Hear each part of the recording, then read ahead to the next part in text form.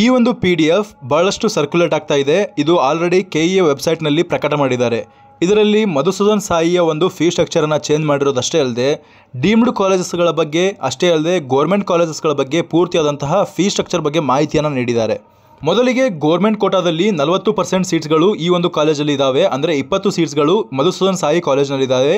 ಆ ಒಂದು ಕಾಲೇಜಿನ ಫೀ ಸ್ಟ್ರಕ್ಚರ್ 0 ಫೀಸ್ ಆಗಿರ್ತದೆ. ಬಟ್ ಇದರ ಒಂದು ಹಾಸ್ಟೆಲ್ ಫೀಸ್ ಮತ್ತು ಮೆಸ್ ಫೀಸ್ 0 ಆಗಿರ್ತದೆ. ಇದಕ್ಕಿರುವಂತಹ ರೂಲ್ಸ್ ಆ್ಯಂಡ್ ರೆಗ್ಯುಲೇಷನ್ಸ್ಗಳನ್ನು ನೀವು ಪೂರ್ತಿಯಾಗಿ ತಿಳ್ಕೊಳ್ಬೇಕಂದ್ರೆ ನಾನು ಮಾಡಿರುವಂತಹ ವಿಡಿಯೋನ ನೀವು ಹೋಗಿ ನೋಡ್ಕೊಳ್ಬೋದು. ಇಲ್ಲಿ ನಿಮಗೆ ಐ ಬಟನಲ್ಲಿ ಕೂಡ ವಿಡಿಯೋನ ಹಾಕಿರ್ತೇನೆ.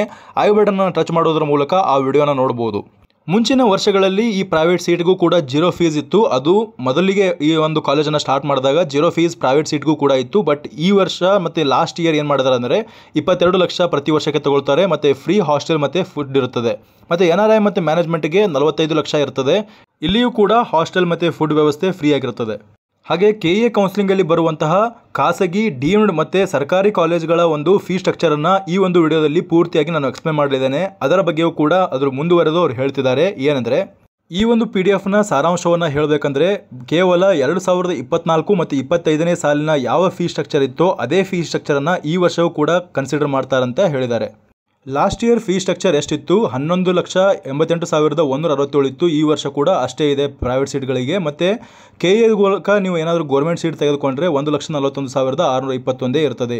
ಹಾಗೆ ESIC ಬೆಂಗಳೂರಿನಲ್ಲಿ 1 ಲಕ್ಷ ಫೀ ಸ್ಟ್ರಕ್ಚರ್ ಇರ್ತದೆ. ಮತ್ತು ESIC ಗುಲ್ಬರ್ಗದಲ್ಲಿ ಕೂಡ 1 ಲಕ್ಷ ಫೀ ಸ್ಟ್ರಕ್ಚರ್ ಇರ್ತದೆ. ನೀವು ಯಾವುದೇ ಒಂದು ಆಲ್ ಇಂಡಿಯಾದಲ್ಲಿ ತೆಗೆದುಕೊಳ್ಬೋದು ಮತ್ತು ಗೌರ್ಮೆಂಟ್ ಕೋಟಾ ಕರ್ನಾಟಕದಲ್ಲಿ ತೆಗೆದುಕೊಳ್ಬೋದು.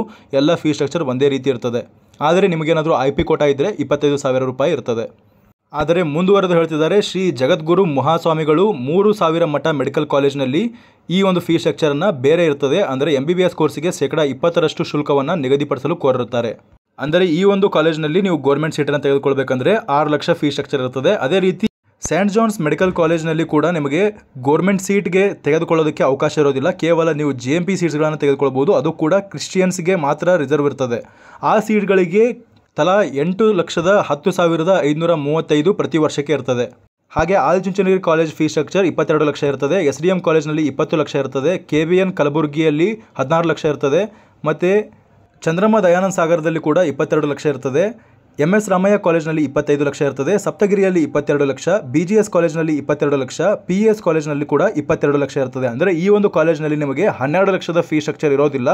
ಈ ಒಂದು ಫೀ ಸ್ಟ್ರಕ್ಚರ್ ಇರ್ತದೆ. ಅಂದರೆ ಜಾಸ್ತಿ ಫೀಸ್ ಸ್ಟ್ರಕ್ಚರ್ ಇರುವಂಥ ಕಾಲೇಜ್ಗಳಾಗಿದ್ದಾವೆ. ಅದೇ ರೀತಿ ಕರ್ನಾಟಕದ ಗೌರ್ಮೆಂಟ್ ಅಡಿಯಲ್ಲಿ ಬರುವಂತಹ ಕಾಲೇಜ್ಗಳು MBBS ಕಾಲೇಜಿಗೆ ನಿಮಗೆ ಗೌರ್ಮೆಂಟ್ ಸೀಟ್ ಸಿಕ್ಕರೆ 55,000 ಇರ್ತದೆ. ಅದೇ ರೀತಿ ESIC ಕಾಲೇಜ್ಗಳಲ್ಲಿ 1 ಲಕ್ಷ ಇರ್ತದೆ. ಆದರೆ ಒಂದು ಕಾಲೇಜ್ ಮಾತ್ರ ಈ ವರ್ಷ ಚೇಂಜ್ ಆಗಿದೆ. ಅದು ಶ್ರೀನಿವಾಸ ಮೆಡಿಕಲ್ ಕಾಲೇಜ್ ಮಂಗಳೂರಿನಲ್ಲಿ ಏನಿದೆ. ಈ ಒಂದು ಕಾಲೇಜ್ನಲ್ಲಿ ನಿಮಗೆ 12 ಲಕ್ಷ ಇರೋದಿಲ್ಲ, 22 ಲಕ್ಷ ಇರ್ತದಂತ ಈ ಒಂದು PDF ಅಲ್ಲಿ ಕೊಟ್ಟಿದ್ದಾರೆ. ಅಷ್ಟೊಂದು ಈ ಒಂದು PDF ಅಷ್ಟೊಂದು ಸಿಗ್ನಿಫಿಕೆಂಟ್ ಇಲ್ಲ. ಯಾಕಂದರೆ ನಮಗೆಲ್ಲರೂ ಗೊತ್ತೇ ಇದೆ ಈ ಒಂದು ಫೀ ಸ್ಟ್ರಕ್ಚರ್ ಚೇಂಜ್ ಆಗಿರೋ ಬಗ್ಗೆ. ಕೇವಲ ಈ ಒಂದು ಕಾಲೇಜ್ನಲ್ಲಿ ಮಾತ್ರ ಫೀ ಸ್ಟ್ರಕ್ಚರ್ ಈ ವರ್ಷ ಚೇಂಜ್ ಆಗಿದೆ. ಈ ಒಂದು PDFನ ಬಗ್ಗೆ ಪೂರ್ತಿಯಾದಂಥ ಮಾಹಿತಿಯನ್ನು ಕೊಟ್ಟಿದ್ದೇನೆ. ಈ PDFನ್ನು ನೀವು ನೋಡಿದರೆ ಯಾವುದೇ ಒಂದು ಗೊಂದಲಕ್ಕೆ ಈಡಾಗುವಂಥ ಅವಶ್ಯಕತೆ ಇರೋದಿಲ್ಲ. ಕೇವಲ ಇದರಲ್ಲಿ ಮಧುಸೂದನ್ ಸಾಯಿಯ ಒಂದು ಫೀ ಸ್ಟ್ರಕ್ಚರ್ ಅಷ್ಟೇ ಅಲ್ಲದೆ ಶ್ರೀನಿವಾಸ್ ಕಾಲೇಜಿನ ಫೀ ಸ್ಟ್ರಕ್ಚರ್ ಬಗ್ಗೆ ಮಾಹಿತಿ ಇದೆ. ಇದಿಷ್ಟಾಗಿತ್ತು ಈವರೆಗಿನ ಮಾಹಿತಿ. ಈ ಮಾಹಿತಿ ನಿಮಗೆ ಇಷ್ಟವಾಗಿದ್ದರೆ ಚಾನಲನ್ನು ಸಬ್ಸ್ಕ್ರೈಬ್ ಮಾಡ್ಕೊಳ್ಳಿ. ಹಾಗೆ ನಿಮ್ಮ ಫ್ರೆಂಡ್ಸ್ಗಳಿಗೂ ಈ ವಿಷಯವನ್ನು ಶೇರ್ ಮಾಡಿ. ಧನ್ಯವಾದಗಳು.